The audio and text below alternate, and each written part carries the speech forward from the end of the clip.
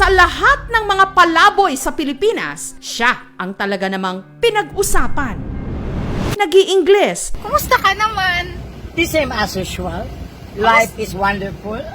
Life is precious. And life is powerful. Kumusta yung love life mo? I don't like a man. I hate boyfriend. But I like happiness in my life. At nagbibitaw ng mga linya na akala mo hinugot sa mga eksena sa pelikula. Mahirap akong kalabanin. Lalaki ka lang sa buhay ko. Minahal lang kita. Wala kang karapatan na humusga sa buhay ko. In the first place, I have made it with my own. What I have owned. Kayong lahat. Siya ang kilalang palaboy mula sa Cebu City, si Berta. Hi! We met next time. Uy, kabalo ba ka nga trending na kay ka? No.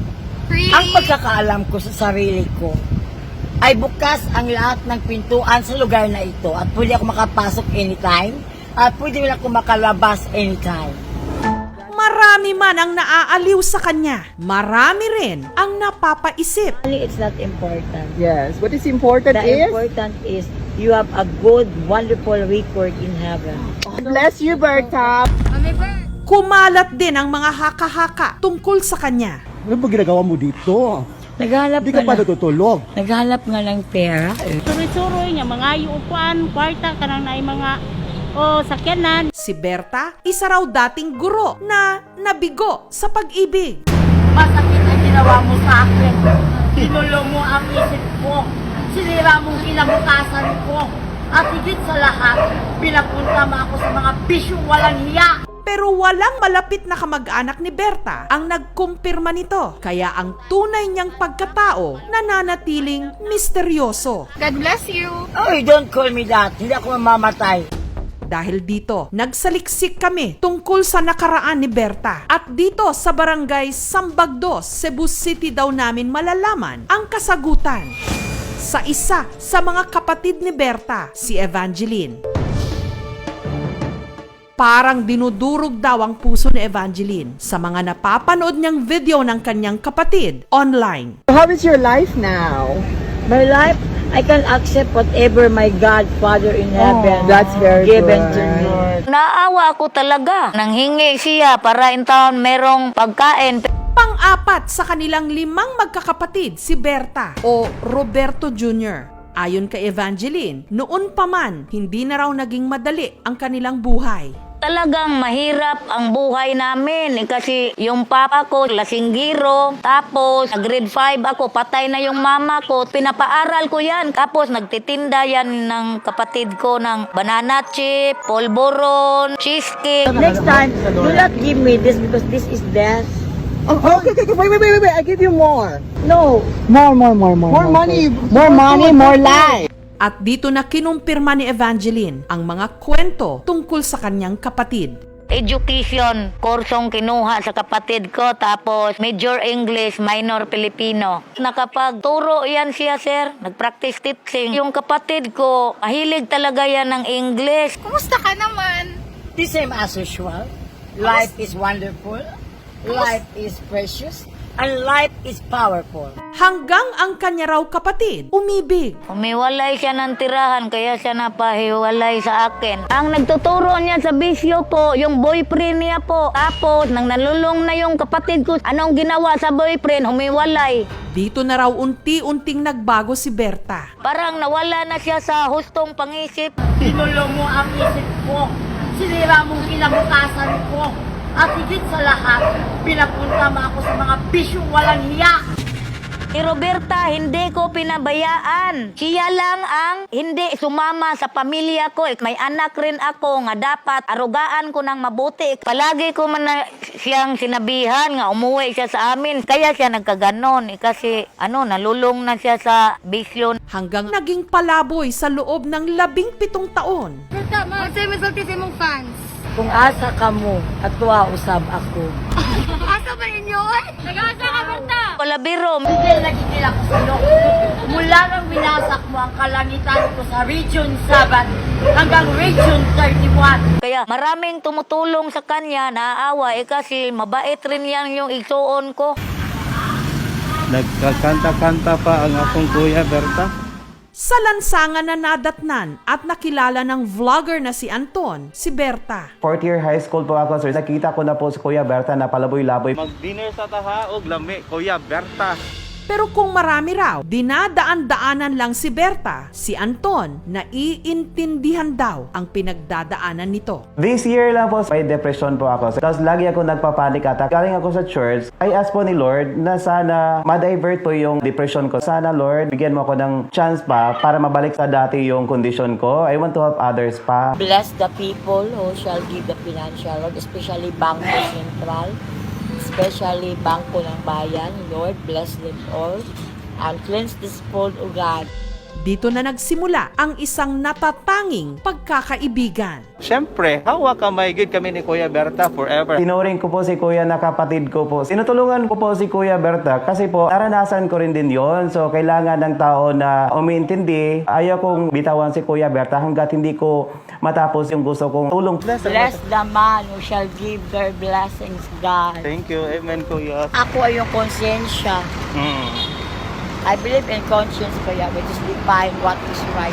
Kaya si Anton, matapos makahingi ng pahintulot mula sa kapatid ni Berta, Pumunta doon sa Safe Haven Addiction Treatment Recovery Village po. Isang staff po nila doon, inopen ko po sa kanya, sir, with regards po kay Kuya Berta na situation. Nag-coordinate po ako sa LGU. Nag-ano po kami sa kapatid ni Kuya Berta. Nagkita po kami dito sa Barangay Hall. Sabi ko, ate, gusto kong tumulong ni Kuya Berta.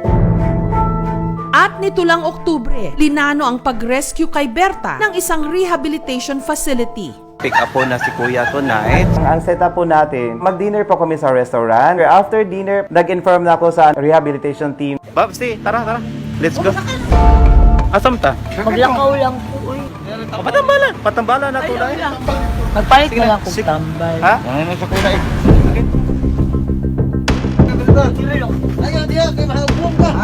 Hindi ko gusto sana, sir. Nakita ko si Kuya during rescue po, sir, na mag-violentist. Maligo pa man ka, mag-wash pa man ka. We want you happy. Tumalikod ako, sabi niya, Papa Anton, samahan mo ako. Ay ka problema. Basta, Kuya, kung unsay mong ganahan sa food, requested to, niya patawagi mi diri sa gawas ha, kay dalan ka na maglami ha. Niya kinanglan, mo cooperate ka ha. Kami po ang naghatid ni Kuya Berta going to Safe Haven Addiction Treatment and Recovery Village. Please include sa inyong prayer sa fast recovery ni Kuya Berta. Dito sa Safe Haven Addiction Treatment or Recovery Village, naninirahan ngayon si Berta. At sa mahigit isang buwan niyang pamamalagi rito,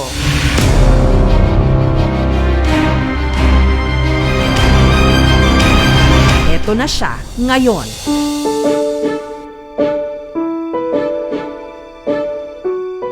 Naahit na ang mga bigote at balbas. At kung dati marumi at nanggigitata ang kanyang suot, ngayon malinis at komportable na. Nagbago man ang itsura, hindi pa rin may pagkakailang siya si Berta na minsan sumika sa social media. Life is precious and life is powerful. Lalaki ka lang sa buhay ko. Minahalang kita. Wala kang karapatan na humusga sa buhay ko.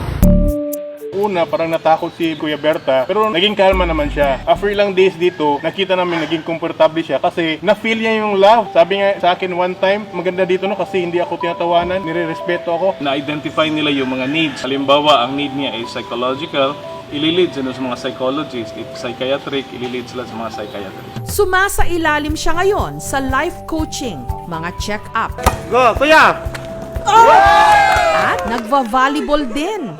Sa pahintulot din ng kapatid ni Berta na si Evangeline, katabi ang psychiatrist, kinamusta ng aming programa si Berta. Sana po ay bigyan po niya ako ng tamang kaalaman at pag-iisip. Ay handa po ang sarili ko na sumagot sa anumang klaseng katanungan. Ano ka ba, Dayan? Alisin mo yung mga bungangang yan. At dito na niya ikwinento ang kanyang buhay. namatay na yung mama ko at ang yung papa ko ay namatay din. Why don't you go back in time? So that is the last chance that it was given to my father. Natupad naman daw niya ang pangarap niyang maging guro. Nakateach ko sa normal. Yun, nakatanggap ako ng sweldo talaga. Si Berta ay naging teacher ko way back when I was in elementary. Siya po ay naging Bible Baptist teacher ko. Tinuturo niya po sa amin kung ano po ang kahalagahan ng Biblia. Mayroon siyang ibinabatong words of wisdom before siya umaalis. Kumusta yung love life mo? I don't like a man. I hate boyfriend. Pero nagka-boyfriend ka before? Oh yes, of course. Minsan lang yun, pero hindi ko na yun ninimain. Okay ramang ko kay pamang ko ng hilabot nila. Naging tapat kahit sa madilim niyang nakaraan. At to be honest, drug addict ako sa totoo lang. Sa mata ng Diyos, sa harap ng Diyos. Addict yun ko. Ginoo, I will never lie. Addict yun ko, Ginoo. Yun, hindi ko kinahiya yun. Hanggang nawala na raw siya sa kanyang sarili. In the first place, I have made it with my own. What I have owned. Kayong lahat. At 20 years din po sa palaboy-laboy na kahit saang lugar ako pumupunta, mahirap talaga ang buhay ng isang street children. Nasa isip ko kung paano ako magkaroon ng pera. Ano ba ginagawa mo dito? Naghanap Hindi ka pa natutulog. Naghanap nga ng pera. Na malimos. Minsan nagagalit din ako kasi direct ang attack eh. Kapag ganun ang hanap buhay mo, hindi mo maiiwasan na merong gulo, na merong pag-aapi, wala akong galit, wala akong puot. So, I understand. At ang tangi lang daw niyang kinapitan nung mga sandaling yon, ang Diyos. God bless you. Oh, don't call me that. Hindi ako mamamatay. Magsimba man ko, ganahan ko proceed sa una. Basta mga preaching the word of God, Ginoo, bigyan mo ako ng talent. Kasi po, yung panglimos, parang magalit sila. Yun, marunong ako magpagimik-gimik. Mahirap akong kalabanin. Lalaki ka lang sa buhay ko. Minahalang kita. Hindi ko kinahihiya kung ano man ang lumapo sa buhay ko para lang ako mabubuhay at para lang ako makakain. Pero all I can say is I really, really thank to all the people who are supportive me. Pero sa lahat ng mga tumulong sa kanya, pinaka hindi raw niya malilimutan si Anton. Patuloy ang iyong kabaitan. Tumulong ka rin sa mga kawang gawa. Luwalhatian sa langit ang taong tumulong sa kanyang kapwa. Wala, energy si Kuya karon. Gikapoy lang siya. Uy, Ginoo, Winnie Krista. Mag-video call kami ni Kuya. Visit him like 3 times a week po. So, i-pray na nato na successful ang iyong business. Oo. And guidance always. Oo. Iba yung aura ni Kuya, sir. Parang happy po si Kuya. The way he talk, may eye-to-eye contact na po. Na-touch po ako kay Kuya Berta. Sabi niya, thank you so much, Papa Anton. Keep going lang, Kuya, and then be strong. 9 na buwan mananatili si Berta sa safe haven. At kung may isang tao man na gusto niyang makita bago magpasko, I miss my sister Evangeline. Sana makalabas na ako dito at makabalik na naman sa kapatid ko. Bukas ang lahat ng pintuan sa lugar na ito at pwede ako makapasok anytime at pwede rin ako makalabas anytime. sa araw na ito, bibisitahin siya ng kanyang ate Evangeline.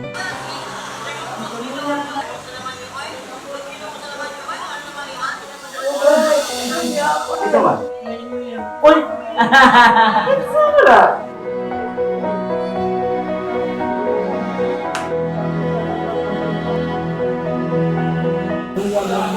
Salamat sa Ginoo. Nambok na to. Sila dito, ayun ba? Looy ka doon, buhi ng Japon, lawat.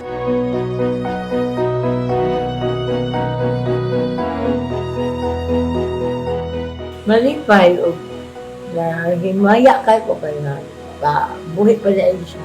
Basto ko, maayo pa. Maanyag gihapon pa lang yan. Ayaw lang na akay ba? Matutunahan tayo. Magpantay. Okay lang ko dito kaya ako lang isang.